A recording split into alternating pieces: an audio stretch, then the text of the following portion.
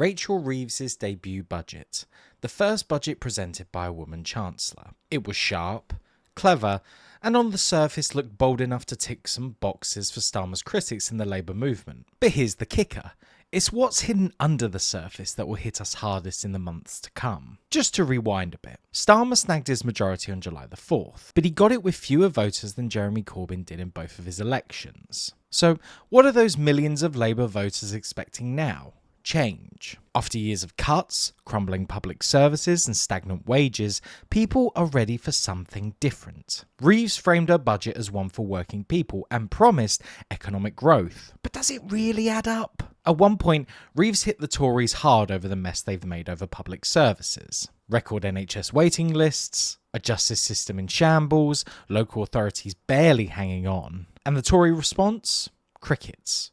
Not surprising. They've had 14 years of austerity to show us exactly what they have to offer for the working class, which is nothing. But the real question is, what are Starmer and Reeves putting on the table? Reeves did take a few jabs at the wealthy. Private jet users, higher taxes. Public schools, VAT now added. Second home buyers, more stamp duty. These moves got some cheers from Labour activists. And there are some decent steps here too. Finally, compensation for victims of the tainted blood and post office Horizon scandals, and retired miners finally get to keep their pensions intact. Reeves promised a bump to the national minimum wage to £12.21 an hour. Sure, it's better than nothing, but will it actually ease the struggle of low-paid workers? This isn't 1998. Back then, minimum wage was a safety net.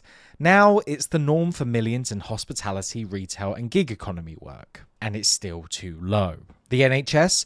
Reeves promised £26 billion, including capital spending. Economists say it's far short of what's needed to bring the NHS back to pre-2010 levels. Reeves is proud to claim that those with the broadest shoulders are shouldering higher taxes. But if we broke it down, higher employers' national insurance contributions will hit workers as lower wages. When Reeves claims she's sparing working people with more tax, it's a little misleading. Freezing the income tax threshold until 2028 means that more low-paid workers are paying tax for the first time, and middle earners are slipping into higher tax bands. So, despite the promise, it's workers who end up shouldering the burden, not corporations or the super wealthy. And then we have austerity, yes, the thing this budget supposedly avoids. Starmer claims his policies are aimed at preventing austerity. But how do you justify cutting winter fuel payments for millions of pensioners? Or keeping children in poverty with the two-child benefit cap? The budget raises minimum bus fares to £3 and allows social housing rents to rise above inflation. With energy and water bills set to rise as well, it all adds up.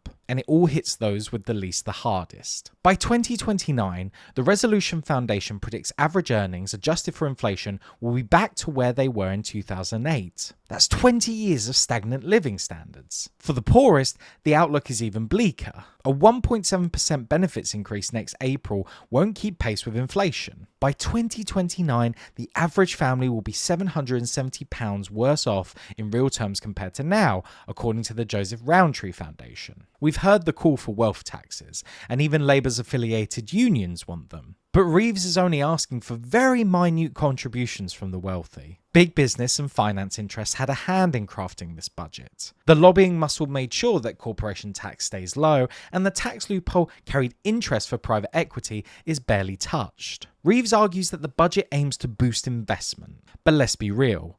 Investment in Britain is the lowest among the G7. Why? Because capitalism is driven by profit. If rich returns are promised, like with PFI during the last Labour government, maybe we'll see a surge. But without it, don't count on big business stepping in. So where does that leave Starmer and Reeves? Workers are going to judge this budget by the impact it has on their household spending and income. The cut to winter fuel allowances alone has thrown Labour's honeymoon out the window. Polls show Labour's support is dipping, and in local by-elections we're seeing losses to Greens, Reform UK, even the Tories. Unless things change fast, Labour could be facing a steep drop in support. Right now things are relatively sweet between the Labour leadership and right-wing union leaders. But this calm won't last. As inflation bites and real income stagnate, union members will push back, especially in sectors like the NHS and local government, where working conditions are rough and wages have barely budged. Rachel Reeves may have crafted her first budget to look progressive and balanced, but soon enough, the rhetoric will hit reality. And as the cost of living rises, we'll see just how much backing Starmer and Reeves can really hold on to.